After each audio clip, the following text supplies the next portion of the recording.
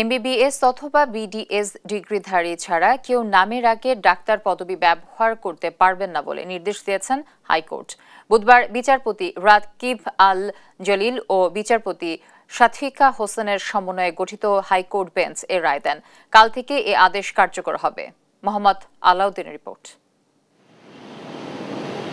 গেল 25 ফেব্রুয়ারি এমবিবিএস ও বিডিএস ডিগ্রিধারী ছাড়া অন্য কেউ তাদের নামের আগে ডাক্তার পদবি ব্যবহার করতে পারবেন না। মেডিকেল ও ডেন্টাল কাউন্সিল আইনের এমন বিধান প্রশ্নে রুলের উপর শুনানি শেষ হয়।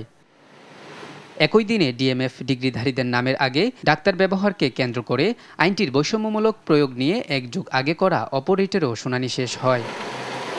সেদিন দুটি রিটের ওপর একসঙ্গে শুনানি শেষে রায়ের জন্য 12 মার্চ দিন ধার্য করেন হাইকোর্ট। বুধবার বিচারপতি রাকিব আল জলিল ও বিচারপতি শাফিকা হোসেনের সমন্বয়ে গঠিত হাইকোর্ট বেঞ্চ এ সংক্রান্ত রিট আবেদনের শুনানি শেষে রায় দেন। রায়ে বলেন, এমবিবিএস ও বিডিএস ডিগ্রিধারী ছাড়া নামের আগে কেউ ডাক্তার লিখতে পারবেন না। 2013 সাল থেকে একটি রিট চলমান ছিল, যে রিটের কারণে যে স্থগিতাদেশের জন্য এমবিবিএস এবং বিডিএস বাদে যে কেউ ডাক্তার লিখতে পারত। তো আজকে সেই মাহেন্দ্রক্ষণ আজকে সেই রিটটি খারিজ হয়েছে এবং আমরা সবাই খুশি, আলহামদুলিল্লাহ।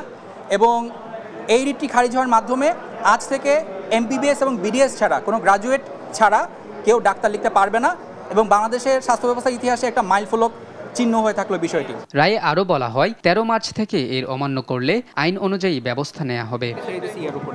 এমবিবিএস ও বিডিএস ডিগ্রিধারীরা বলছেন, এই আদেশের ফলে ডাক্তার পদবি ব্যবহার করে প্রতারণা করতে পারবে না। তবে ম্যাথস শিক্ষার্থীরা বলছেন, এই রায়ের বিপক্ষে তারা আইনগত ব্যবস্থা নেবেন।